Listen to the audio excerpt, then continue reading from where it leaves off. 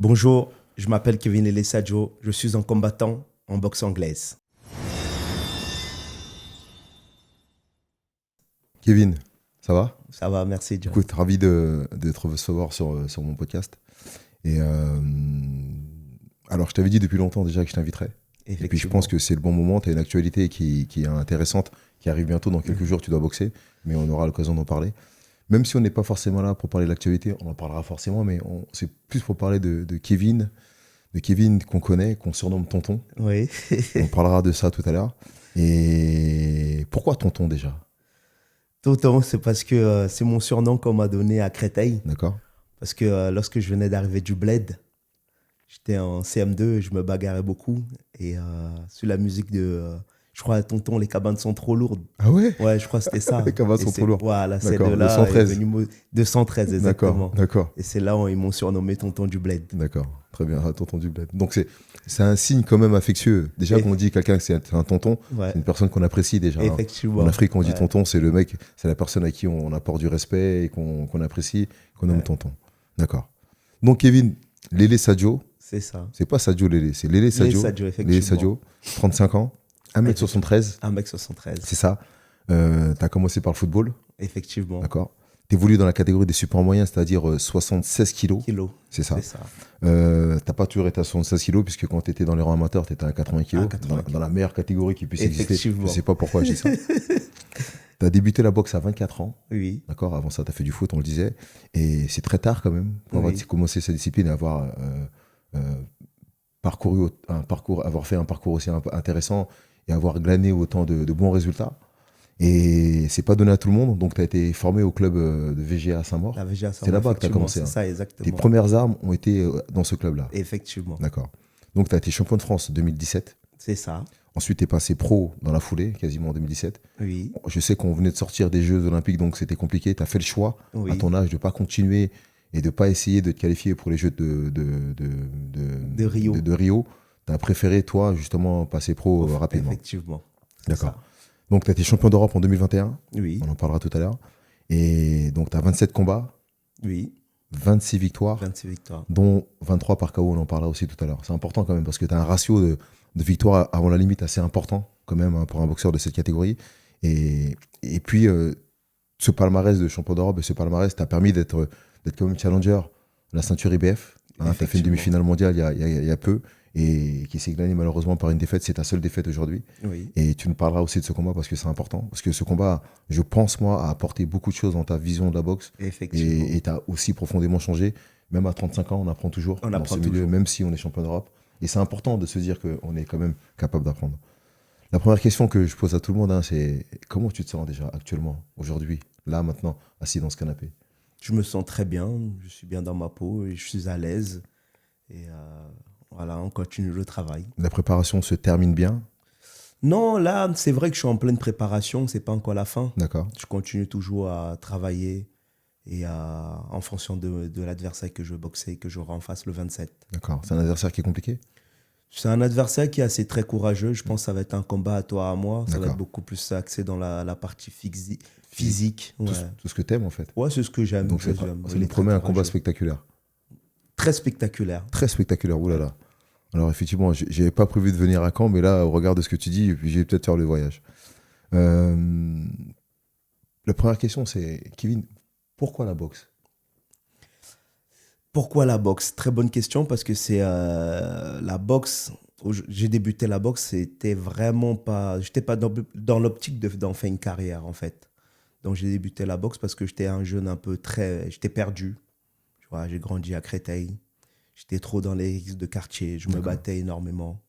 Et il me fallait vraiment un sport pour me canaliser, pour apprendre à me connaître, pour avoir de l'assurance, Hmm. pour avoir énormément de valeur, de respect, d'humilité. Parce que vraiment, j'avais pas, je ne trouvais pas comment dirais-je, ces valeurs autour du football. D'accord. Donc, j'étais dans l'école, dans la classe. Je me rappelle, il y avait un ami à moi qui s'appelait Badisral, qui faisait de la boxe à Saint-Maur. Hmm. Et chaque fois, il me voyait me bagarrer au lycée. Et un jour, il m'a dit, bon, Kevin, t'aimes trop la bagarre.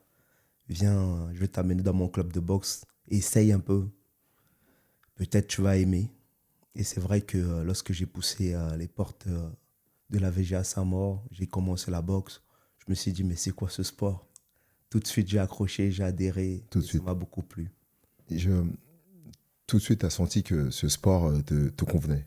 Tout de suite, c'est vrai, ça me convenait parce que je rentrais, je pouvais, je boxais avec des gars beaucoup plus forts. Et il y avait Bakary, c'est Bakary, je tournais beaucoup avec Bakary, Djabira, qui m'a beaucoup aidé. Et je tournais À avec qui on eux. passe le bonjour. Et je voyais comme ouais, que je passe un grand bonjour. Et je voyais comment ils se comportaient sur le ring. Ils arrivaient à gérer la colère. Ils arrivaient à respecter les consignes, l'adversaire, tout le monde. Donc ça m'a beaucoup plu tout de suite et ça m'a beaucoup inspiré. D'accord. Donc ce que tu dis, c'est que le parallèle qu'on fait souvent, on se dit une personne qui est bagarreur à l'extérieur, Oui, lorsqu'elle commence à pratiquer la discipline, cette discipline qui est la boxe, ou même d'autres sports de combat, se canalise, ou alors trouve enfin cette espèce d'agressivité qui ne contrôlait pas à l'extérieur, sur un endroit permet de contrôler son agressivité. effectivement. Toi, c'est pas forcément ça. Ouais. C'est plus la capacité, en observant les autres, comment ils ont su gérer leur colère. La C'est colère. une colère que tu avais à l'intérieur Ouais, de toi, c'est en ça. fait. Et Est-ce ça. que c'est une colère qui est due à quoi? Qui est due à ton enfance? À ton tempérament? Qu'est-ce qui se passe? Pourquoi tu étais aussi... Non, c'est une colère qui est plus, c'est mon tempérament, D'accord. parce que je suis assez très sanguin. D'accord. Je m'emporte très vite. Et après, quand je redescends, je regrette. J'ai plein d'histoires où je me battais. Au bout de 2-3 minutes, je voyais la personne ensemble, j'allais le voir, je m'excusais. Ouais. Parce que la colère, j'avais une colère noire en moi qui brûlait. D'accord. Et donc la boxe t'a permis de canaliser cette colère. Tout ça, De mieux de la effectivement. canaliser, de la contrôler. De la contrôler, mieux canaliser, gérer. contrôler. D'accord. Et mieux gérer. Et tu es toujours dans cet état aujourd'hui? Non, pas du tout. D'accord. Aujourd'hui, T'es plus carrément, apaisé? beaucoup plus apaisé, même dans ma ville, et ils me reconnaissent plus. Tous, ils me disent, mais Kevin, c'est pas le Kevin qu'on connaît d'avant. C'est pas le tonton qu'on connaît d'avant. On en parlera tout à l'heure, hein, mais tu as peut-être réglé ton compte, parce que quand on dit qu'on fait la boxe, on a tous un compte à régler. Oui. Et puis finalement, à un moment, on le règle. Mais quand on le règle, on ne sent plus le besoin. Sauf que toi, tu es toujours compétiteur. Oui. Tu as peut-être trouvé une autre motivation aussi. Une autre motivation. Tu as une vrai. soif de victoire et tu as envie Ouais. de boxer. Et ton style, de toute façon, le transmet. Tu es capable de faire plein de choses sur le ring, mais tu as un style très offensif. Qu'est-ce que tu as trouvé au sein du club? À part Bakary qui t'a montré un certain nombre de choses. En plus, toi et Bakary, vous êtes rencontrés après. On s'est rencontrés 2 fois, à 2 reprises, effectivement. Imagine celui qui arrive, celui que tu vois un peu comme, pas un modèle, mais qui t'inspire dans la salle. Vous êtes tous les deux dans la même catégorie. Vous finissez par vous rencontrer à 2 reprises. Oui, effectivement. Et quelle est ta place au sein du club de la VGA Saint-Maur, qui est un très vieux club, hein. Oui, Tu sais, c'est vieux vrai club francilien. qu'aujourd'hui, je ne suis plus à la VGA Saint-Maur, je suis à Levallois Boxing Club. Et j'ai quitté longtemps, ça fait longtemps, j'ai quitté la VGA Saint-Maur. Le jeune Kevin qui arrivait à la VGA Saint-Maur, comment était l'ambiance à la salle? Comment c'était? C'était ambiance familiale comme C'était dans tous les vraiment clubs? très familial. Ouais. On était dirigé par les frères Gomis, D'accord. Benjamin et Jean, plus Willy Pronzola. Ouais. Vraiment, ils nous ont très bien accueillis. C'était vraiment familial. Il y avait une très bonne entente entre nous, les boxeurs. Donc, on se tirait vers le haut. Mhm. Et c'est la chance de vraiment d'avoir un club comme ça où Ouais. il y avait comment dirais-je, du niveau, avec Bakary qui était très très fort. On avait Kevin Bertogal qui était professionnel. On avait Jean Gomis également aussi. Et Karim Mirouche qui avait fait un championnat d'Europe. Il y avait des très bons boxeurs qui nous encadraient et qui nous tiraient vers le haut. Il y a toujours eu un très bon niveau à la VGA Saint-Maur, hein, c'est vrai. Et est-ce que au sein du club, tu te rappelles le premier coup que tu as reçu qui t'a fait mal? Parce que c'est vrai que tu es arrivé dans ce sport, tu es habitué, tu es un bagarreur.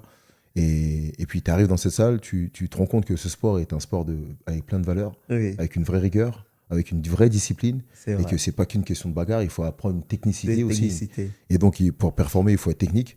Et finalement, donc, tu commences à rentrer dedans tout doucement. Et puis j'imagine que vu le style que tu as aujourd'hui, que tu avais déjà, parce qu'il fallait canaliser tout ça quand même. Tout ça, effectivement. Et au début, c'est pas évident.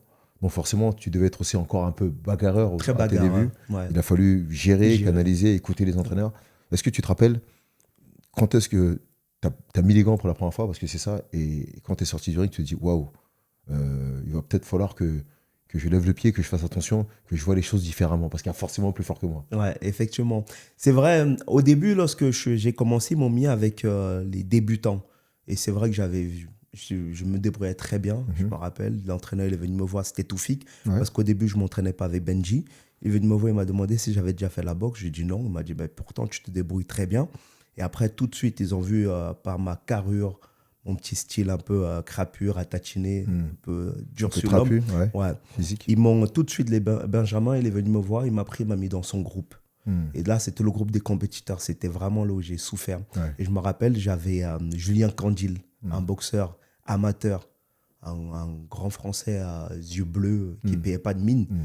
Mon premier sparring avec lui, il m'a couché. Ah oui? Il m'a mis une bonne droite au plexus. La première fois. La C'est la première première fois que tu te faisais coucher. au plexus. Au plexus, ouais, Au d'accord. plexus, il m'a mis une super belle droite au plexus. Je suis tombé tout de suite. Ah ouais. Ah oui, et là, je me suis dit, tiens, c'est plus le niveau loisir. Là, c'est vraiment, on rentre vraiment dans les... Est-ce que ça a été vite aussi parce qu'en même temps, tu avais déjà une certaine maturité? Tu avais 24 ans. Mais oui, c'est ça. À J'avais 24 ans, on n'est pas tout jeune, donc Ouais. déjà, tu as un corps d'homme à 24 ans. effectivement, très Donc bien. forcément, c'était peut-être difficile de te mettre avec les jeunes débutants. Oui, Et comme à 24 ans, on comprend plus rapidement les choses les aussi, choses. en même on temps, assimile. tu as franchi des paliers assez rapidement. Ouais. Et c'est la raison pour laquelle aussi tu étais brut, le Oui. décoffrage, mais en même temps, il fallait polir tout ça. Mais tu as été confronté rapidement à des hommes, en fait. À des hommes, Ouais, exactement, et donc, c'est ça. Et c'était plus la bagarre de rue. Non, non, non. Sans règles, là, il fallait Et respecter là, les il règles. fallait respecter les règles.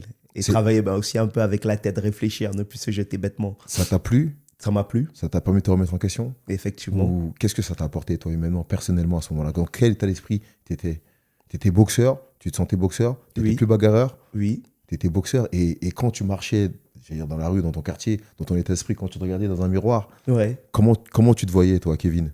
Bah, c'est vrai que tout de suite, je me voyais plus comme un boxeur et j'avais enlevé la casquette de Kevin, le turbulent dans la ville, de Kevin, le bagarreur. Ça t'avait Il fallait assagi? Ouais, ça m'a beaucoup assagi. Il fallait que je donne une autre image de moi.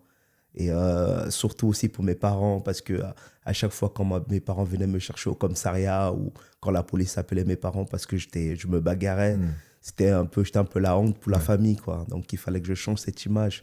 Et à travers la boxe, le sport, ça m'a vraiment permis de devenir l'homme que je suis aujourd'hui. Ouais. Et tu sais, quand on connaît le personnage, et je te connais, hein, ça fait pas mal de temps qu'on se connaît, j'ai du mal à te voir turbulent, bagarreur dans tous les sens. Alors, tu as un style dans ta façon de boxer qui est assez offensif, mais je vois la gentillesse dont tu fais preuve, la réflexion que tu as, l'homme que tu es aujourd'hui à 35 ans, le père de famille et tout ce qui va avec. Ben, j'ai du mal. Alors, tout le monde a été turbulent étant C'est jeune, tu vois. vrai. Mais j'ai du mal à me dire qu'à 23 ans, Oui. tu vois, Kevin était encore dans la bagarre à être turbulent qu'on appelait tout le temps parce qu'il se battait, tu vois. Alors, on a tous un parcours de vie, hein, mais il y a une vraie ambiguïté entre ce que tu es maintenant et ce que tu dis que tu as été, tu vois. Oui. Et quand tu allais à l'entraînement, Oui. tu étais devenu, j'imagine que quand tu as franchi les paliers assez rapidement, tu es devenu un espèce de passionné. De passionné. Tu étais tout le temps, tu mangeais, tu vivais boxe. Tes journées se composaient de quelle façon? C'est vrai qu'après, lorsque j'ai commencé, après mon premier combat à Saint-Maur, je me suis dit, tiens, j'avais fait une victoire, un combat avant la limite, c'était mon premier gala. Je me suis dit, tiens, j'ai un peu le niveau, il faut que je travaille plus. C'est-à-dire que mes journées, je me levais tous les matins. Je me rappelle, je m'étais acheté des poids à Decathlon, les poids de 1 kg. Je courais tout le temps avec. Avec les poids d'un kilo? Avec les poids d'1 kg dans ma ville. Tout le monde me disait, mais il est fou ce garçon. Je courais avec des poids, je me mettais au-dessus de la garde, je courais, je faisais des tours du lac avec. Ouais. Et je travaillais beaucoup. Je travaillais. Le matin, j'allais courir. Le soir, j'allais à la salle de boxe. Même souvent, Benji m'interdisait la salle. Il me disait qu'il fallait que je me repose. C'était trop. C'était trop. Parce que vraiment, je suis tombé vraiment amoureux de la boxe.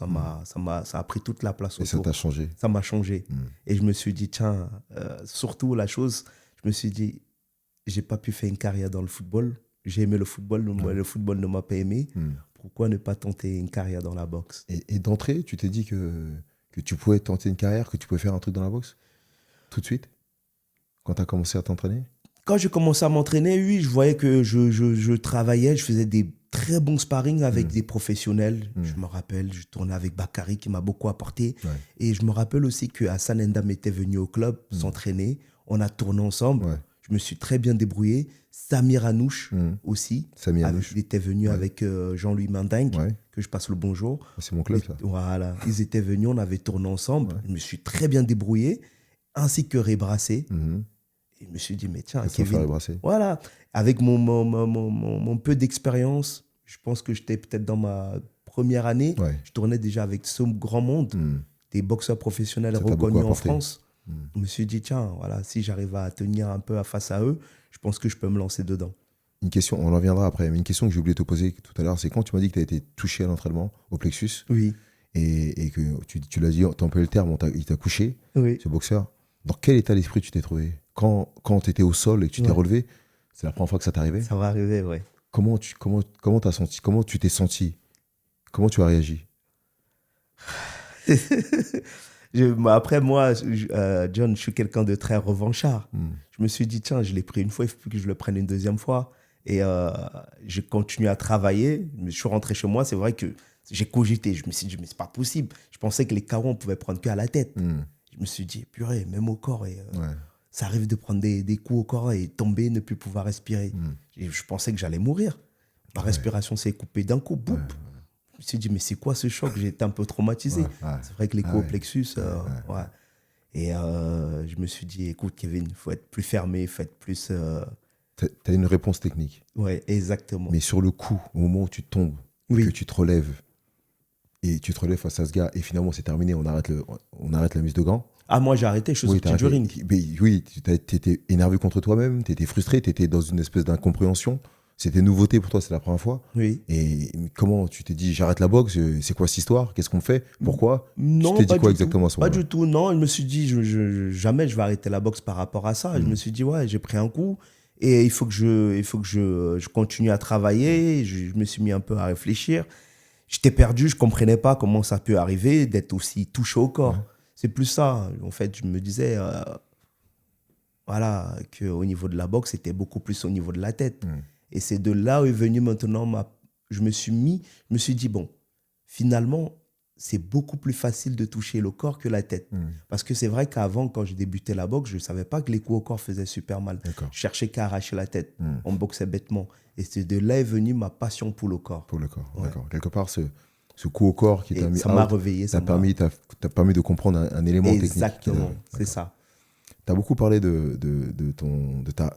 Ça a été une rivalité saine parce que je l'ai vécu. Oui. Parce que je sais, j'étais entraîneur à l'INSEP À et on se l'INSEP. côtoyait, je savais, Oui. je voyais à distance cette espèce de rivalité. et c'était pas dans les questions, mais on est obligé d'en parler un petit peu. Parce que et je vois un peu, c'est toi qui me dis là, je l'apprends, comment Bakary t'a beaucoup influencé quand tu arrives à la salle. Beaucoup. Quel effet ça a été de le rencontrer? Vous êtes tous les deux dans le même club, vous êtes tous les deux dans la même catégorie, vous êtes tous les deux tirés la bourre.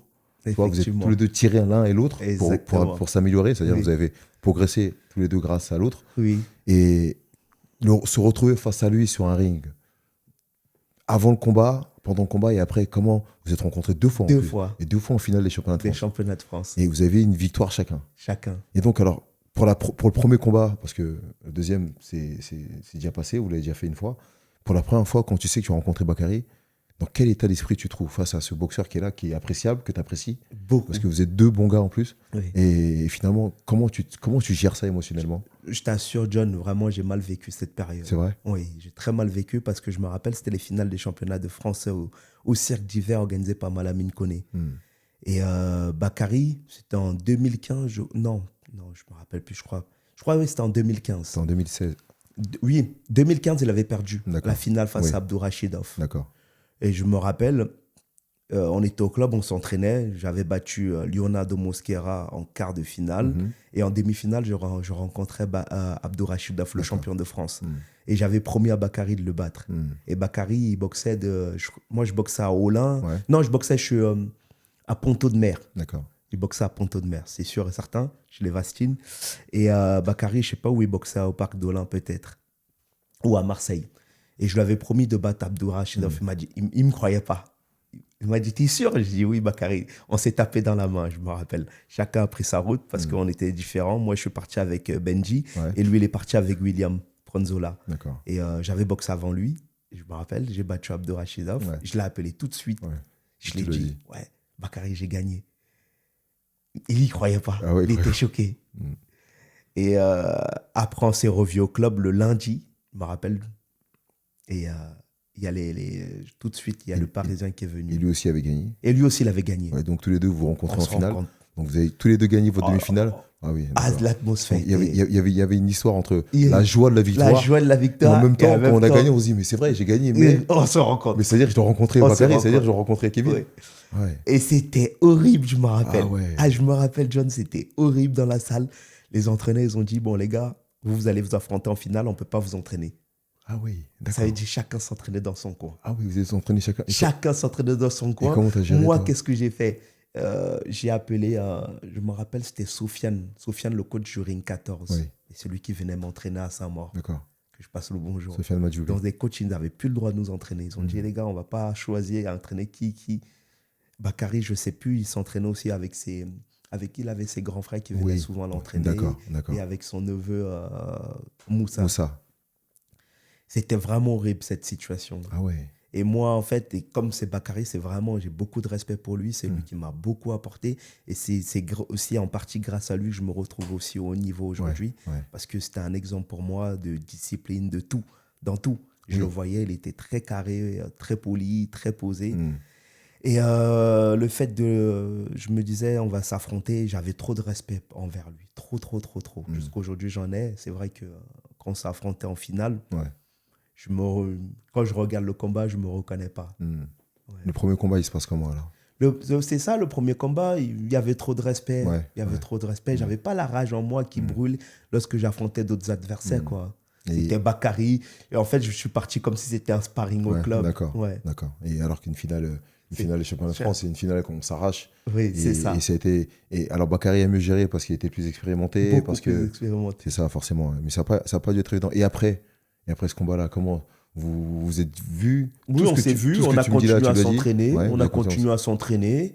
Tout de suite après, j'ai eu la sollicitation de Malamine Koné de passer professionnel. Je dis non, parce que je revoulais un autre titre de champion de France. Je me suis dit, il faut que je retente une autre chance, parce que c'était ma deuxième année en boxe anglaise. Tu as atteint les finales là, tu avais perdu contre Bakary. Oui. Et donc tu l'as à tout pris, ce titre de champion de France, avant de passer dans les rangs professionnels. Effectivement. Et donc tu as repiqué une deuxième fois.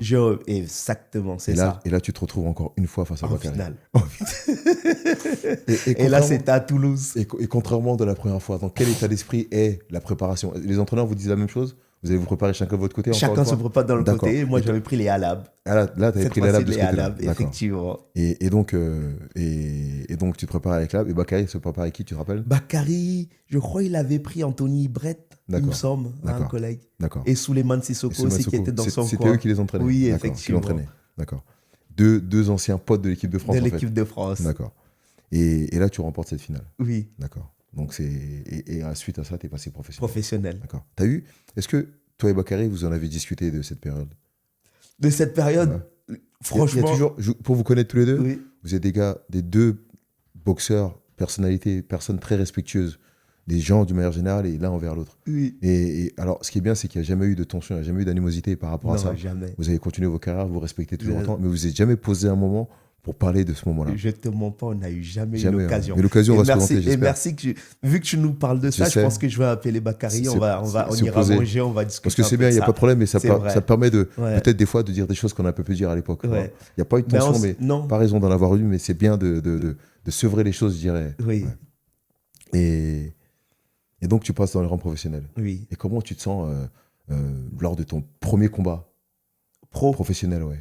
C'était les mêmes sensations qu'en amateur? C'est pareil pour toi, tu fais pas forcément la tradition, tu dis maintenant, je rentre dans la cour des grands, c'est différent. Alors en même temps, ce qu'il faut dire aussi, que tu avais été boxeur en équipe de France. Oui. Donc quand tu es boxeur en équipe de France et que tu fais des sorties et des compétitions, tu es un professionnel de haut niveau déjà, tu vois.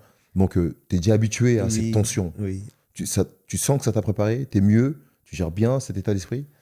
Je gère un peu mieux, mais je me dis, j'ai pas encore assez d'expérience. Parce que c'est vrai que j'ai fait que 2 années et demie en amateur. Et où j'ai fait plein de combats. J'ai fait à peu près 45 combats. Et puis tu as atteint le haut niveau assez rapidement. Oui, rapidement. Ouais. Et après, je me dis, bon là, je rentre dans le monde professionnel. C'est différent. Il faut se professionnaliser. Ouais. Et j'avais la chance d'avoir un promoteur au début. Donc ça veut dire que j'avais Malamine Koné qui avait investi beaucoup sur moi. Qui a fait beaucoup à cette période-là pour des jeunes boxeurs. Beaucoup. C'est important de le dire. Celui qui a vraiment lancé ma carrière, Malamine Koné. Donc tout de suite, on commence à sentir. C'est vrai qu'en amateur, on ne sent pas les sous. Ouais. Il n'y a pas cette partie Ouais, c'est financière. clair, ouais. Et quand on rentre dans le milieu professionnel et qu'on a un gros promoteur derrière, tout de suite, on Il y a voit cette vraiment phase de la manne négociation. financière aussi. Signature de contrat à la signature, où il me donne un petit cachet. Ouais. Dans les contrats, dans les lignes, je commence à voir les bourses que je vais toucher par rapport aux différents combats. Je me dis, tiens, waouh, C'est motivant. c'est motivant. Ouais, À 27 ans, 27 ans, 27 ans et demi, voilà, je me dis, voilà, au lieu d'aller. Je travaillais, je me rappelle, je travaillais à la mairie de Créteil D'accord. et je regardais ce que je vais gagner en bourse. Et avec le travail à côté, je me disais, tiens, C'est pas mal. c'est un pas mal. plus. Voilà, C'est un c'est truc un que je viens plus. découvrir et que j'aime en plus. Effectivement. C'est dans mon sport. C'est juste le Ça va retour des vraiment choses. mettre du beurre dans les épinards. Donc, j'étais très content. Ouais, c'est très bien. Ouais. Et donc, d'entrée, tu as un physique déjà spectaculaire. Oui. Tu as une boxe qui va avec, qui est spectaculaire aussi. Et puis, tu as une niaque. On sent on sent un boxeur frais, en fait. Frais, Tu vois. ouais. Et c'est vrai que le fait d'avoir commencé la boxe très Très tard, tard. tu as apporté une espèce de fraîcheur qui te permet de développer tout un tas physique. Tu vois. Effectivement. Donc, un peu brut de décoffrage au début. Brut. Et parce que tu as du mal à contrôler, encore gérer tes émotions. Des émotions, oui. Et tout doucement, tout au long de ta carrière, on parlera après de tout ça, mais tu te poses, tu deviens de plus en plus un boxeur technique. Et j'ai déjà fait la remarque. Hein. Oui, c'est vrai. J'ai commenté plusieurs de tes combats et j'ai apprécié, j'ai vu l'évolution de Kevin que je voyais à l'INSEP, qui était déjà perfectible déjà, et qui tout doucement, avec les stages que tu as fait, et l'organisation et les combats que tu as pu avoir, qui a commencé à acquérir une vraie technicité. Est-ce que dans tout ça, je parlais de tes 23 combats avant la limite, des 23 victoires avant la limite, est-ce que toi, tu as déjà été touché en combat? En combat, sans mentir, John, il me semble que j'avais pris un hypercut qui m'avait donné des fourmis dans les deux jambes. Dans les deux jambes? Ouais, Sur le coup? Sur le coup, tout de Ouais, suite. ouais. Mais après, c'est vrai que c'était mon premier combat international, où je faisais le titre WBA intercontinental à D'accord. Marseille, où Michel Soro avait boxé Anderson Presto. D'accord. À la dernière minute, 10 jours avant, c'était l'adversaire de Kawhi. Et moi, je devais boxer un autre boxeur. Je devais faire un 8 rounds. Et Kawhi, je pense qu'il s'était blessé. Ouais. Donc, tout de suite, Malamine Koné m'appelle et me dit, bon, Kevin, c'est toi qui vas remplacer Kawhi. Tu vas faire le titre intercontinental WBA face à, je crois que c'était Sekera. D'accord. Un truc comme ça. Ma préparation, elle n'était pas face à lui. Hein. Je ne m'étais pas préparé face à lui. Donc, j'ai accepté. Je suis parti. C'était un 12 rounds. J'ai boxé face à lui. Je pense que je me suis un peu... je boxais, je gagnais les rounds. Mais à un moment, à l'excès de confiance, je me suis un peu jeté. Ouais. Je pensais qu'il était touché. Il m'a mis un super hypercut. Je t'assure que j'ai tremblé. Ah ouais. Ah, j'ai tremblé. Mes jambes, elles ont tremblé. Les jambes J'avais ont des tremblé. fourmis.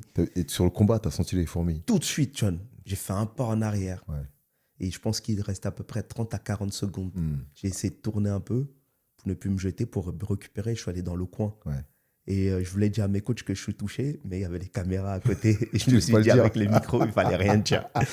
Il fallait que je supporte cette douleur tout seul et ce fardeau. Et donc, tu as supporté cette douleur tout seul? Oui. Une douleur, c'est une douleur, une surprise? Oui. Une douleur où? Au niveau de la tête, au niveau de ton corps? Non, c'était au niveau de ma mâchoire et D'accord. tout. Et c'était une douleur, en fait, c'était aussi psychologique. C'est ça. Parce qu'on oublie cette partie. C'est ça. On se dit, on commence à douter. C'est ce qui m'intéresse. On commence à douter. C'est ça. Dans quel On état dit, d'esprit tu étais? Ouais, je me dis, mais comment je vais faire pour finir le combat? J'avais un peu perdu confiance en moi. C'était à quel round, ça? Je pense qu'on était au 6e ou 7e round. D'accord, donc à mi-combat. À mi-combat, effectivement. J'ai commencé vraiment à douter, John. Et je te laisse finir. Et après, le round est reparti, je pense, au 8e. J'ai dit, je vais un peu tourner. J'ai tourné. Je me suis dit, vas-y, je vais prendre un round de récupération. Tu te sentais de mieux en mieux? Ouais, j'ai commencé à tourner. Je dis, écoute, je vais éviter de prendre des coups bêtes. Parce que moi, j'aime pas trop prendre des coups. Quand je prends une fois, il ne faut pas que j'en prenne deux. Ouais. Et après, je commence à tourner tranquillement et boxer un peu plus intelligemment, moins me jeter, moins être fougueux. C'est ça, en fait. J'ai payé les conséquences de mon agressivité. Et après, 8e, 9e round, je suis revenu en confiance. J'ai repris confiance en moi, tranquillement. Et après, je ne sais pas comment j'ai fait. Au 10e round, je l'ai mis... ouais, je l'ai arrêté. C'est toi qui l'as battu avant la limite. Moi, D'accord. au 10e round, j'étais tellement content et soulagé. Ce que tu racontes là, Kevin, c'est vraiment le parcours. Quand je commente un combat, je dis souvent que faire un 12 rounds, c'est une aventure. Oui. C'est vrai, hein, tu commences mal, tu commences bien, tu as un passage à vide, Un et passage puis il à faut vide. t'accrocher.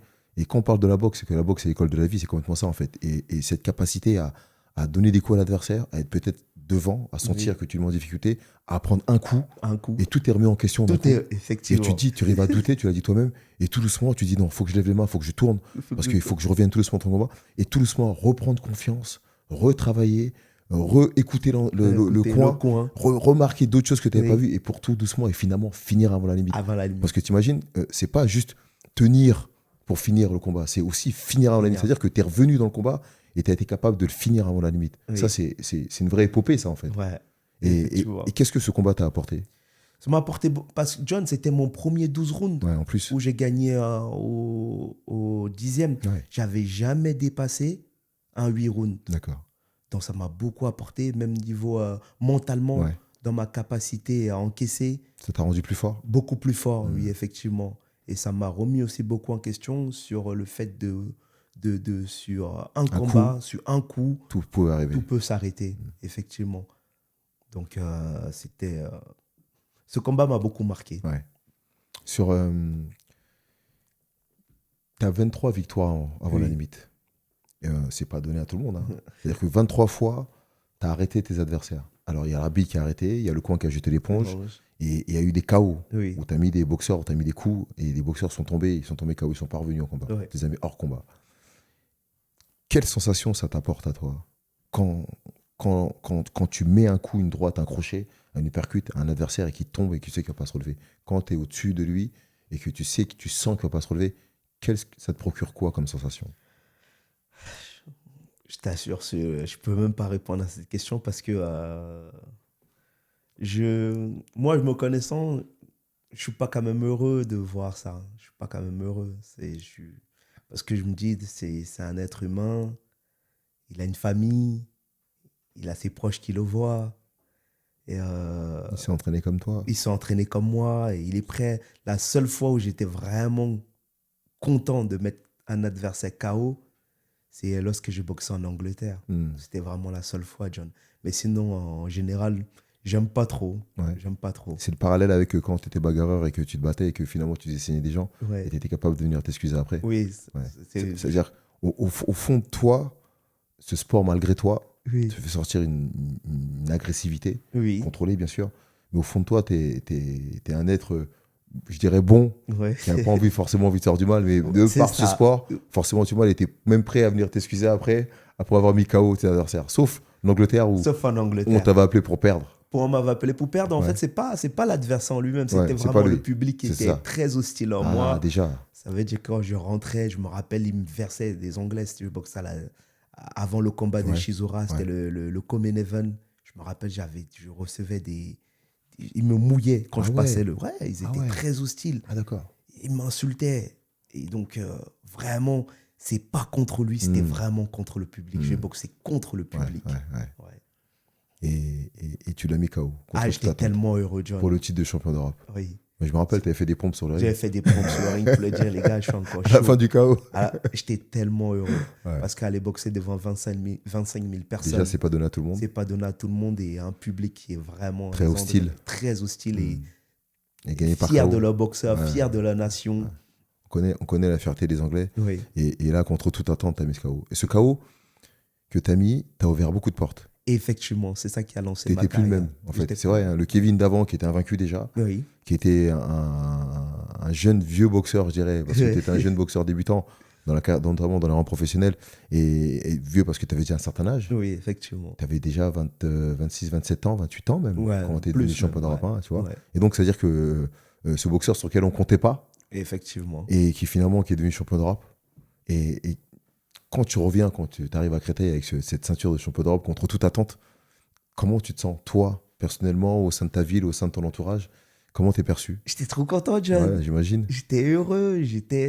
J'avais déjà, le problème, c'est que je suis arrivé à Créteil. Tous les jeunes de la ville, ils m'ont appelé, ils m'ont envoyé des messages. Merci Kevin, tu nous as fait gagner de l'argent. C'est vrai? Pourquoi ils avaient parié sur toi? Ma cote, elle était tellement basse Qu'est-ce qu'ils ont gagné? Ils ont pas Tous, ils ont gagné. Je recevais des screens d'écran. L'autre, il a gagné 3000. L'autre, il a gagné 4000. D'accord. J'ai un ami en Serbie, il a dû gagner à peu près dans les 15-20 000 euros parce qu'il a parié en Serbie au Macotte. J'avais que ça. Et moi, je disais, bon, les gars, je veux mon pourcentage. T'as raison. J'étais Est-ce que tu as touché des pourcentages? Non, j'ai touché. C'est vrai que j'ai pas touché 2 restaurants. Ouais, Il y a des potes mal. quand même qui m'ont invité. Ils m'ont dit, tiens, tu m'as fait gagner de l'argent, je t'ai invité au resto. J'étais trop content, j'ai bien mangé. Et j'étais vraiment très content. Et sachant qu'on m'a prévu, j'ai pas touché une belle bourse déjà là-bas. Je suis vraiment allé pour le challenge. Je suis vraiment allé pour le challenge. Comment tu te présentes à ce combat? Quand on t'appelle pour faire un championnat d'Europe face en anglais, tu penses plus à cette possibilité de faire un championnat d'Europe, la joie de faire un championnat d'Europe, ou même si on sait que c'est compliqué, ou tu disais je vais là-bas, je vais le foutre en l'air, je vais gagner par KO? Non, c'était vraiment au début, j'étais vraiment content de dire je vais faire un championnat d'Europe. C'est ça. Pour te dire, dans ma carrière, j'aurais fait un championnat d'Europe. Le temps passe vite et il faut saisir les opportunités. Puis 20 ans non plus. Voilà. C'est comme on m'a appelé pour faire, quand je devais boxer Chamil à mon 4e combat. Pour mon championnat de France. C'est vrai, tu es devenu champion de France à ton 4e combat. À mon 4e combat. Donc, Malamine m'a proposé l'opportunité, j'ai pas refusé. J'avais boxé 2-3 Georgiens que j'ai foutu que j'ai battu avant la limite au 2e, 1er round. Et j'ai dit, tiens, je vais le faire. J'aime bien en fait les challenges. C'est ça en fait. Et je crois que j'avais commenté ce combat. Et ce qui était passé sur RMC à l'époque. Effectivement. C'est moi qui ai commenté le combat. Et puis Chamil était un client quand même. Un client, il en avait. Un boxeur expérimenté. Il en avait, il frappait. Il frappait. Je me rappelle le premier jab qu'il m'a mis, je l'ai pris au front. Je me suis dit, tiens. Ça frappe, c'est pas n'importe quoi. Ouais, c'est pas n'importe quoi. D'accord. Et donc tu reviens avec ce style de champion d'Europe, c'est fantastique. J'étais trop content et tout de suite. Est-ce que tout de suite, alors tu le défends combien de fois ce titre? Je l'ai défendu 1, 2, 3 fois. D'accord, 3 fois. Est-ce que tu te sens, toi, dans cet habit de champion d'Europe, potentiellement champion du monde, ou potentiellement, parce qu'on commence à t'en parler, parce que la marche après un championnat d'Europe, c'est forcément, on commence à lorgner vers une ceinture mondiale. Est-ce que, alors effectivement, on le sait maintenant, qu'il faut toute une organisation, il faut du management, il faut de la politique pour aller faire, et c'est très dur dans ce monde, pour aller faire un titre de champion du monde. Mais est-ce que tu commences à lorgner, toi, à regarder vers cette ceinture de champion du monde? Parce que plus tu défends ta ceinture de champion d'Europe, et plus tu gagnes, et plus tu montes dans les classements, et plus tu commences à te rapprocher aussi d'une ceinture mondiale. C'est vrai qu'au début, non, John, parce que... tu te contentais juste de ce type de champion d'Europe? Oui, effectivement. On était dans une catégorie où Canelo, c'était vraiment ses moments forts. Il vampirisaient un peu toutes les ceintures. Tu voyais que les combats qu'il faisait face à Golovkin et tout. Il était vraiment... Moi, je l'ai toujours dit, c'était l'Everest. Pour aller gravir cette montagne, c'était très difficile. Je me contentais de défendre mon titre, d'être le roi ici en Europe. Où j'ai pas fait des dérogations, j'ai pris tous mes challengers. C'est modeste. Et puis, je dirais, c'est réaliste aussi, quelque part. Tu vois. Effectivement. Et puis, ça te permet tranquillement de franchir les étapes. Et d'acquérir de l'expérience. Mais tu as été tellement vite dans tout que c'est étrange de voir que arriver à ce titre de champion d'Europe, que tu dis, ça a été tellement vite. Tu avais déjà 28 ans, 29 ans, probablement 30 ans. Et donc, je suis champion d'Europe en peu de temps. J'ai déjà franchi toutes les étapes. Et tu dis que tu ne te dises pas, ce titre de champion du monde, il est aussi accessible, pareil. En franchissant les étapes aussi rapidement, je pourrais peut-être forcément aller vers un championnat du monde aussi rapidement. Et là, non, tu te dis non. Non, pourquoi? non, c'est Canelo et Golovkin et leur combat qui t'ont calmé. Qui m'ont calmé. C'est vrai. Oui, non, c'est vrai. Je ne vais pas mentir. Pour moi, je ne me voyais pas boxer ces monstres. Je n'avais pas assez d'expérience. Malgré le ratio de victoire avant la limite. Victoire avant la limite, mais après, j'avais pas eu aussi, comment dirais-je, la boxe, ça va vite, des gros challenges. Mon plus gros challenge, c'était en Angleterre. Et après, je me suis fait les armes en défendant mes titres, où j'ai eu Giovanni de Carolis, qui est un ancien champion du monde, qui était très dur, où je me suis bien préparé. J'ai eu Emre Şükür, le Turc, invaincu aussi, où on s'est bien préparé. C'est eux qui m'ont permis aussi de pouvoir gravir des échelons, et acquérir énormément d'expérience. D'accord. Ce qui m'intéresse, moi, c'est le Kevin, quand il commence sa carrière, quand il est champion d'Europe, il a 4 combats. Et le Kevin, je ne vais pas dire maintenant, mais après, quand tu es en pleine bourre, quelles sont les étapes que tu as franchies? Dans quel état d'esprit tu te trouves psychologiquement? Comment tu sens? Quelle évolution il y a pu avoir? Est-ce que tu peux nous parler de cette évolution? 4 combats, je vais être champion de France déjà, et puis on verra ce que l'avenir me réserve. Je me fais plaisir. J'ai été champion de France amateur, j'étais en équipe de France.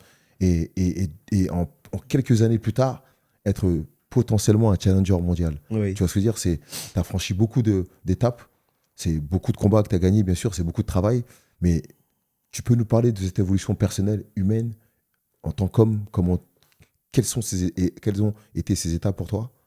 Bah après, c'est vrai que ces étapes ça a été beaucoup plus structurelles. Ça veut dire que j'ai commencé je me suis dit, bon, Kevin, tu es champion d'Europe, tu as défendu plusieurs fois. J'ai eu des belles propositions. Je me suis dit, bon, Kevin, il faut que tu te structures maintenant. Euh, Mes entraîneurs que je respecte beaucoup, qui sont Benjamin et Mm. Jean, je lui ai dit, vas-y, je vais essayer un peu maintenant, me détacher un peu du petit cordon. Mm. Je vais commencer à aller me préparer en Espagne. Mm. J'ai eu Ça mon t'a fait du ami, bien. ça m'a fait du bien. J'ai Ouais. eu mon ami Warid Ambli qui s'entraînait en Espagne, qui vivait Mhm. en Espagne, qui m'a dit, bon, Kevin, viens essayer un camp d'entraînement. À qui on passe le bonjour aussi, Donc, Walid. ouais. Et donc, je suis allé. J'ai vraiment vu comment c'était T'as vu autre chose, en fait. autre chose, effectivement.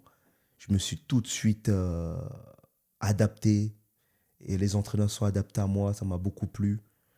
Et c'est vraiment à partir de là, Ça a été un vrai déclic. Hein, un vrai déclic. Je l'ai vu. Là, alors, Ouais. quand je parlais, Ouais. quand je disais que j'ai commenté tes combats et j'ai vu l'évolution, j'ai vu, moi, la Ouais. différence quand tu étais en Espagne. C'est pas, en fait, et ce qui est bien, hein, Kevin, hein, c'est que tu es un gars fidèle, c'est que tu as conservé tes entraîneurs. Non, non, il faut toujours. C'est pas que c'est mieux, Oui, c'est que c'est un mix des deux. c'est un mix des deux. Il faut être effectivement, assez ils se intelligent des complètent. fois pour se dire, tiens, j'ai besoin d'autre chose, de choses différentes. Ouais. J'ai ma base solide Ouais, qui est là, solide qui est mais là. j'ai besoin d'autre chose pour pouvoir me faire évoluer.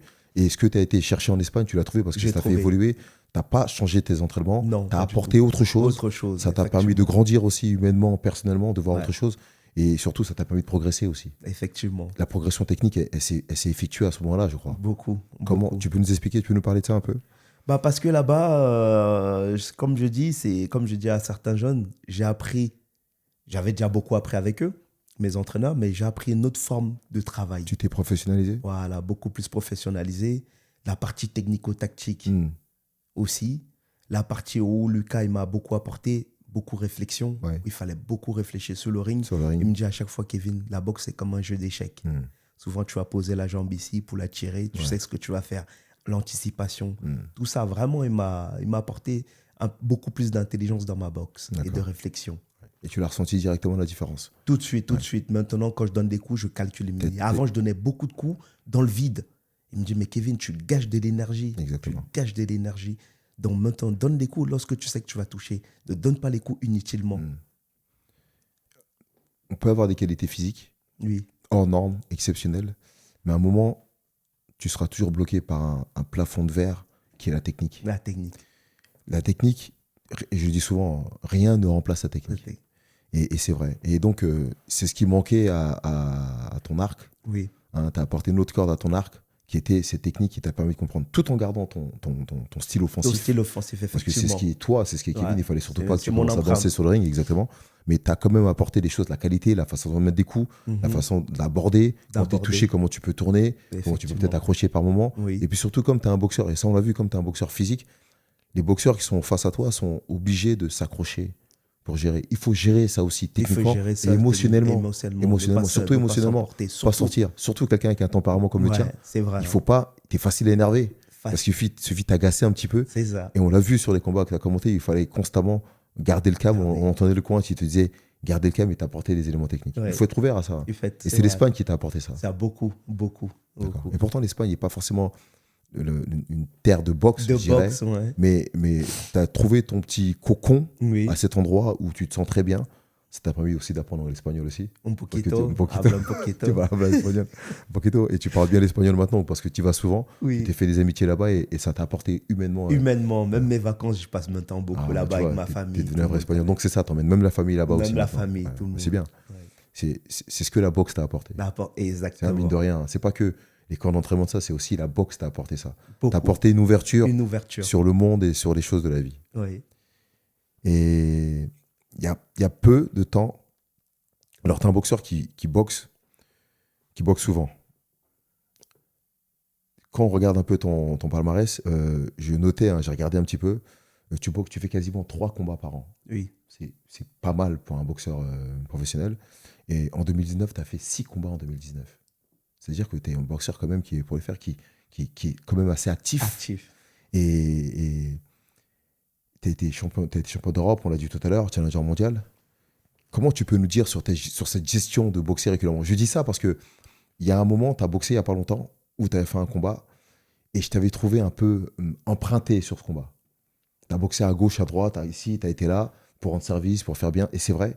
Et forcément, à force de boxer souvent, tu banalises le combat, ça peut être bien, mais ça, c'est bien en amateur. Oui. En amateur, on arrive sur un tournoi, on boxe, sur une semaine, on boxe 5 fois. Mhm. Et l'important de banaliser le combat, c'est parce qu'on arrive à s'adapter à toutes les tactiques, à tous les boxeurs, à tous les opposants qu'on peut avoir. Quand tu es professionnel, c'est différent.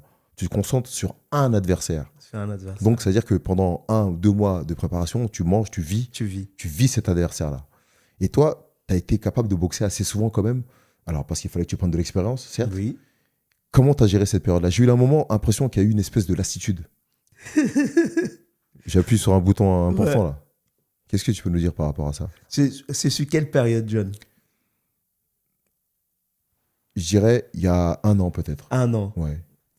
Je t'ai suivi parce que j'ai commenté la majeure partie des combats parce qu'ils étaient retransmis sur RMC. Mhm. Et j'étais là aussi quand tu as boxé en Afrique, même si c'était pas retransmis sur RMC, mais je te suis, un boxeur que je suis.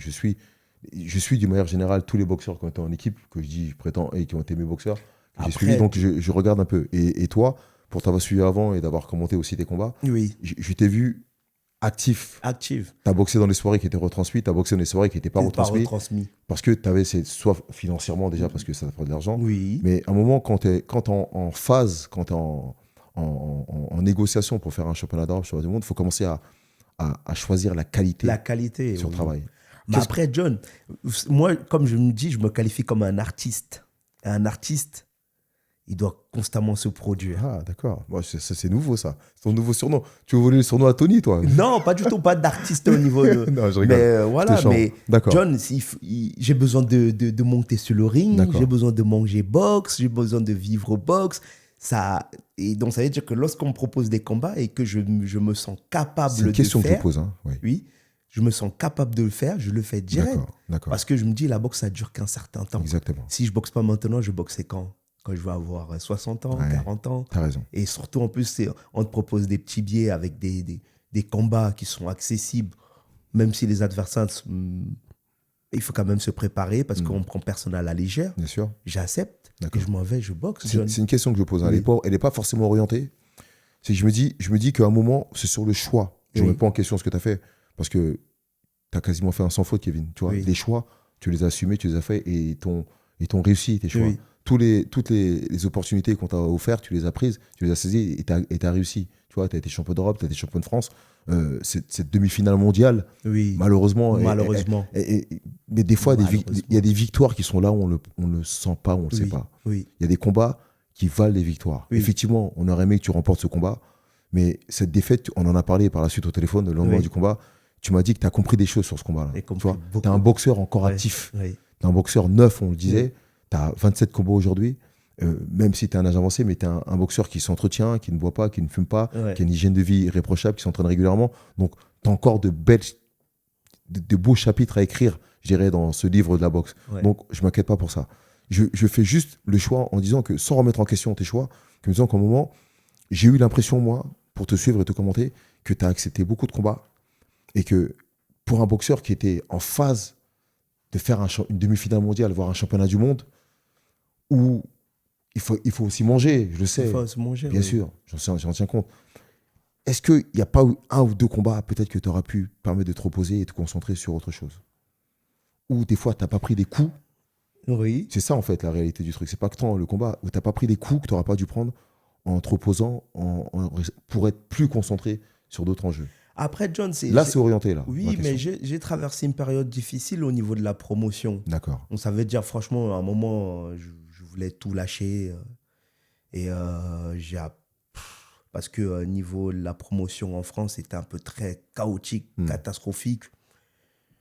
Je me suis dit, est-ce que si je continue à espérer pour une chance mondiale, est-ce que ça va arriver? Parce qu'il n'y avait personne qui me poussait derrière, il n'y avait personne qui m'orientait, il n'y avait personne qui avait pris ma carrière en main. De bien. Voilà, on a eu la petite période où c'était bien parti avec Christian, le combat face à Christian, après qu'il est tombé à l'eau. C'est vrai que cette période, c'était une période noire pour moi. J'ai voulu lâcher, tout lâcher. Je me suis dit, bon, Kevin, maintenant, ça y est, les chances mondiales, J'ai été déclassé auprès de l'IBF. Oublie-le un peu. C'est d'où un peu la partie où j'ai accepté certains combats. Peut-être que j'aurais pas dû faire. Mais je ne regrette pas. Hein. Non, Au faut pas contraire. regretter. Voilà, je ne regrette pas du tout. Et ça m'a permis de découvrir d'autres horizons, de voyager et de me produire et de prendre un peu des sous. Voilà, donc j'assume pleinement. Et si c'est à refaire, je le referai. Pour rebondir là-dessus, il Oui. y a peu, tu as eu un discours assez réaliste, Oui, défaitiste aussi de la Oui. discipline de la boxe, en disant qu'effectivement, on sait que la boxe en France, c'est aussi le sujet, hein, c'est ce qui m'a motivé aussi à faire ce podcast. Hein. Si je me dis que pour intéresser les gens à cette discipline, à ces boxeurs aussi, à ces combattants, ben, on ne les connaît pas assez. On les connaît sur les palmarès, mais on ne connaissait pas assez ce qu'ils ressentent, ce qu'ils sentent, ce qu'ils disent, ce qu'ils ont vécu, tu vois, les choses intrinsèques. Il y a d'autres questions qui vont venir encore après, ils ne se connaissent pas assez Kevin. Yeah. C'était aussi l'objet du Boxing Social Club, club aussi, hein, c'est ça, hein, que le grand public puisse connaître nos boxeurs, en fait, c'est ça, en fait, qu'ils puissent venir les côtoyer, les toucher, boire un verre avec eux, discuter, tu vois, et les connaître. Ensuite, pouvoir les suivre aussi. C'est ça le but. Tu as eu un discours sur cette discipline qui est assez défaitiste en disant que la boxe est morte en France, que de toute façon, tu n'y crois plus. C'est ce que tu as dit, je reprends tes mots. Oui. Et que tu n'es plus motivé, que tu es là, tu boxes, mais tu es conscient que ça s'arrêtera forcément, mais que ça peut s'arrêter du jour au lendemain et tu n'y crois plus. Oui. Tu vois, c'est un discours qui est dur quand même à entendre. À entendre. Et c'est vrai. Hein. Mais c'est t'as raison. réaliste. Mais c'est réaliste, je l'ai dit. C'est réaliste. À dur à entendre et pour un boxeur qui se prépare et qui fait des combats. Donc, cette ambiguïté encore d'être capable de se préparer sérieusement pour remporter un combat, en même temps en disant que ce combat que je vais remporter, je ne sais pas où il va m'emmener, je ne sais pas ce qu'il va m'apporter derrière. Qu'est-ce que tu peux nous dire par rapport à ça? John, Sur le discours que tu as tenu déjà. Ouais, sur le discours que j'ai tenu, mais je l'assume pleinement et moi, c'est mon constat à moi. Hein. Et c'est le constat de plein de boxeurs, plein de jeunes aujourd'hui qui m'écrivent sur mes réseaux, qui me disent bon, Kevin, tu peux m'aider, comment je peux faire au niveau de la boxe. Même moi, je lui ai dit, comme je réponds, je n'ai même pas les moyens moi-même de m'aider. Comment tu veux que je peux t'aider? Parce qu'aujourd'hui, il y a aucun promoteur en France, on ne va pas se mentir. Il y a plus, on a perdu Canal, on a perdu des grosses chaînes, on a perdu RMC. Donc c'est difficile aujourd'hui pour les promoteurs d'organiser s'ils n'ont pas une chaîne télé derrière pour diffuser. Sans télé, c'est compliqué. C'est très compliqué. C'est très compliqué. Et donc voilà. Et après, c'est vrai que maintenant, j'ai pas mal de personnes qui me contactent pour continuer à boxer, qui me proposent des combats, comme là, le 27 mars au Zénith de Caen avec Nicolas Perret, qui m'a appelé, qui m'a contacté et qui veut qu'on travaille ensemble. C'est des gens comme ça qui te donnent encore un regain d'énergie. D'accord. Tu vois, en me proposant un titre. Heureusement qu'il y a encore quelques personnes qui croient. Quelques personnes qui croient. Il faut y croire. Il faut y croire. C'est vrai, il faut pas abandonner. C'est comme dans la boxe. C'est comme dans la boxe. Même si... Tant que le gong n'est pas retenti, il ne faut pas lâcher l'affaire. Exactement, il ne faut pas lâcher l'affaire. Donc je me dis, voilà, on continue l'aventure, on va voir où ça va nous mener. Bien sûr. Donc mais maintenant, c'est vrai que les objectifs, se dire, vas-y, les chances mondiaux, là, on va les reconstruire pour aller les provoquer. Ouais. On lâche pas. C'est un message qu'on envoie à tout le monde. Hein. On ne lâche pas l'affaire de toute façon. On ne lâche pas l'affaire tant qu'on n'est pas mort. Tout ce qu'on fait, c'est à notre petit niveau, c'est pour faire vivre la boxe et survivre la boxe. On n'est pas terminé. Il y a plein de. C'est un sport fantastique. C'est le meilleur sport du monde et on le sait. Hein, elle est dans une phase assez difficile en ce moment. Mais d'autres vont arriver, des générations vont arriver. Il y a des choses qui vont se faire, il y a des choses qui se font. Et puis il y a des projets, il y a plein de choses à faire encore. C'est pas terminé. Une question qui revient un peu au combat.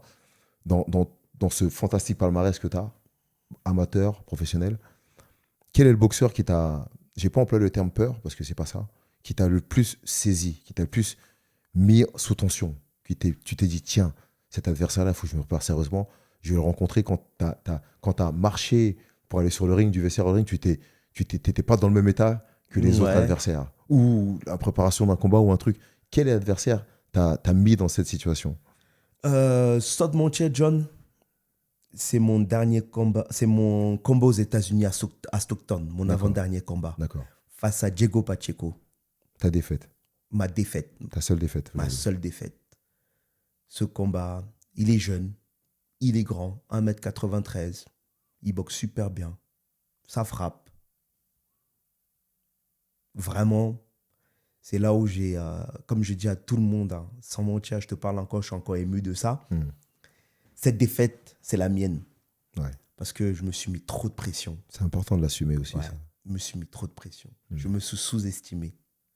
Je me rappelle, je parlais beaucoup avec Khalil au téléphone, qui est maintenant au Canada, qui me conseillait, qui me disait, Kevin, il est largement à ta portée. Largement, c'est ce que je pensais, moi. Il m'a dit, Kevin, t'es largement. Je pensais pas qu'il allait finir, voilà. Ouais, Je pensais pas il qu'il me l'a allait dit, tenir le Il me l'a combat. dit, Khalil. Ouais. Il m'a dit, écoute, Kevin, t'as fait tout le travail, t'as fait une grosse préparation en Sierra Nevada où j'ai eu des bons sparring. Je faisais des rounds de 4 minutes en altitude, Ouais. 30 secondes de récupération. John, je te mens pas, j'ai jamais aussi été bien préparé de ma vie. Je faisais 12 rounds comme ça, avec Michel qui m'a accompagné. Il m'a mis en confiance. Je te dis, je suis encore ému. J'ai mal au cœur quand je te parle de ça.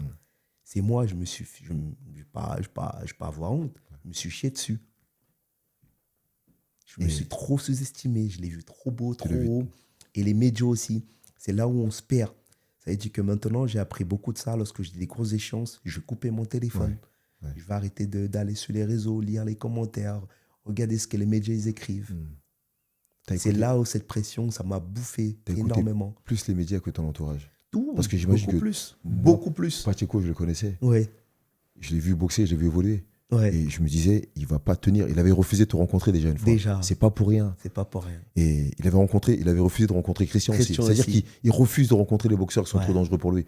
Et là, il a été obligé quelque part de faire parce qu'Edjan l'a obligé. Exactement. Et donc, vu ses qualités, c'était pas un gros frappeur. Même si c'était un gros frappeur, je voyais pas comment il pouvait te déstabiliser. Le Kevin qui était devenu ce qu'il était devenu techniquement, tout ce dont on a parlé tout à l'heure, je voyais pas. À part toi-même. À part moi-même. Le Kevin, il était une mauviette ce jour. Non, on va parler mauviette. On va pas parler mauvais. Tu l'as fait contre un moment, ça suffit pas. C'est pas sur un contre on peut gagner un combat. C'est pas sur un contre. Exactement. John, j'étais crispé dès le début. Moi, en fait, j'étais plus axé dans l'aspect. Je me disais, Kevin, parce que tout le monde misait sur un KO, que j'allais prendre un KO.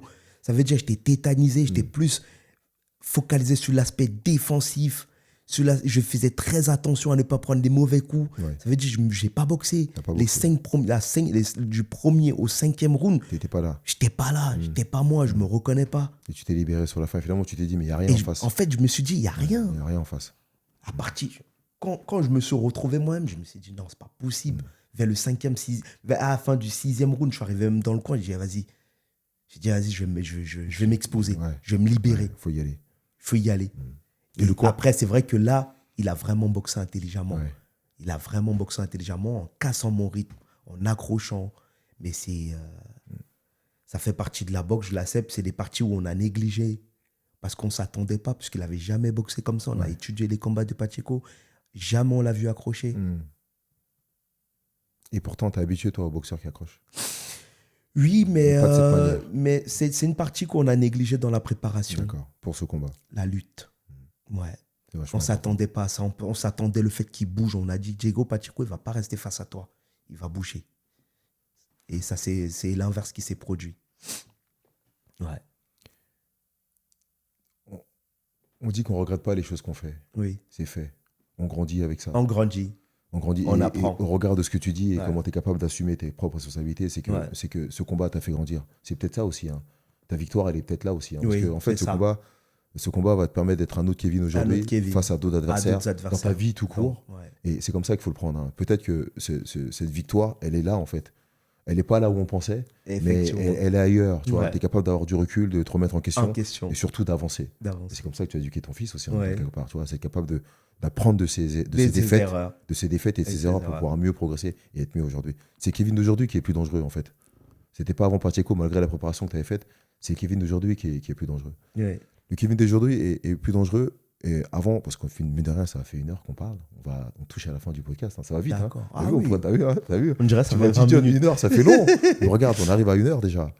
Et j'ai 2 questions à te poser. Mais avant ces questions, j'ai parlé de comptes à régler, de choses à dire. Je t'ai posé la question tout à l'heure en parlant de Bakary. Oui. Si à un moment, toi et Bakary, vous étiez parlé, si à un moment où vous avez dit les choses, tu vois, alors qu'il n'y a pas de tension. Hein. Et des fois, il n'y a pas de tension. Mais c'est bien de se dire les choses parce que les choses sont dites. Et Bakary, ça va se faire. La question que je poserai par rapport à ça aussi, c'est par rapport à Christian. Oui. Christian Billy, à qui à un moment, le combat devait se faire. C'était pas vous directement. Encore une fois, c'est pas vous directement, comme Bakary, pas directement. Il n'y a pas eu de tension entre vous.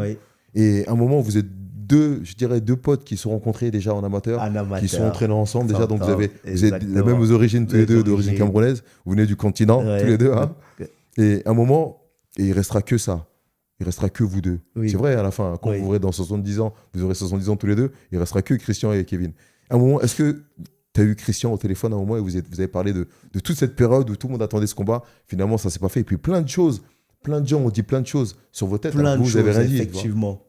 Est-ce qu'à un moment, comme Bakary, tu as prévu toi, ou est-ce qu'à un moment, vous sentez le besoin, je n'ai pas parlé à Christian non plus, hein, Oui. mais parce qu'on n'avait pas parlé de ça forcément, mais de se parler, de se dire, tiens, il y a eu ça. Et peut-être que ce combat va se faire un jour, en fait. Oui, peut-être. Peut-être, hein, on ne sait pas. Hein. Ouais. Mais à un moment, il faut qu'à un moment, les deux hommes que vous êtes, les deux combattants que vous êtes, ouais. que vous puissiez discuter. Et il n'y a pas eu de tension, mais en parler quand même. Ouais. Il s'est dit ça, par médias interposés. C'est un moment d'en parler aussi. Je pense que ce serait bien aussi de faire la même démarche avec Kevin. Oui. Et avec Bakary, par exemple, de faire la même démarche avec Christian. Non, on n'a jamais eu l'occasion, c'est vrai. On n'a jamais eu. Kevin, à part la boxe, oui. Qu'est-ce que tu sais faire d'autre? Bah, avant la boxe, j'étais cuisinier. J'avais mes restaurants, Ah. le Wokit où c'était moi le cuisinier dedans. D'accord. Je gérais. Donc, à part la boxe, tu sais cuisiner aussi. Ouais, je sais cuisiner, mais il y a une différence entre cuisiner dans une restauration rapide et cuisiner à la maison. C'est toi qui cuisines à la maison? Ah non. Non, parce que sinon, non, à la maison, non. C'est madame qui cuisine. D'accord, c'est la patronne. La patronne, je la laisse sa cuisine. Tu laisses le fourneau. Voilà, elle la cuisine et je fais la vaisselle. Donc, mis à part la cuisine, t'as d'autres hobbies, t'as d'autres choses dans lesquelles tu excelles, que t'aimes évoluer, la musique, des trucs, je sais pas. Non, moi après maintenant, c'est transmettre. J'aime beaucoup partager avec les jeunes, transmettre. J'ai ouvert le club, c'est transmettre, enseigner. Et surtout, moi, comme je dis, je suis pas trop pour former des champions. Je suis beaucoup plus pour éduquer, l'éducation à travers le sport. C'est vraiment ça. Avec ton parcours de bagarreur, tu veux faire en sorte. Tu parlais de Rich tout à l'heure. À chaque fois, je dis, je préfère avoir 90 petits jeunes qui sont bien éduqués, qui ont des valeurs, que j'ai pu transmettre des valeurs, que d'avoir un champion. C'est bien dit. C'est vraiment ça. Et puis tu as un passé, tu l'as dit toi-même, tu as un passé où tu as fait beaucoup de bagarres, beaucoup de risques, et on sait qu'il y en a beaucoup dans le quartier aujourd'hui, et que souvent se solde par des décès. Donc c'est important, j'ai entendu avoir les discours, exactement. Je remercie la boxe de m'avoir mis dans le droit chemin, parce que même ma mère aujourd'hui, elle me regarde, elle est trop contente, parce que je me dis, on causait du tort à des familles, à nos familles. Bien sûr. Donc grâce à la boxe, depuis que j'ai fait la boxe jeune aujourd'hui, je te dis, je me suis plus jamais battu de ma vie. Même une claque, j'ai pas mis à quelqu'un. T'es loin de tout ça. Loin. Ça veut dire, même à chaque fois, souvent, je vais rouler, on va me klaxonner, on va m'insulter. Je continue ma route. Je ferai vraiment plus attention à ça. C'est ce que la boxe t'a apporté. Ah, beaucoup. Ah là là, en fait, la confiance en soi. Ouais. Parce qu'aujourd'hui, j'ai vraiment confiance en moi. C'est une des valeurs de ce sport fantastique.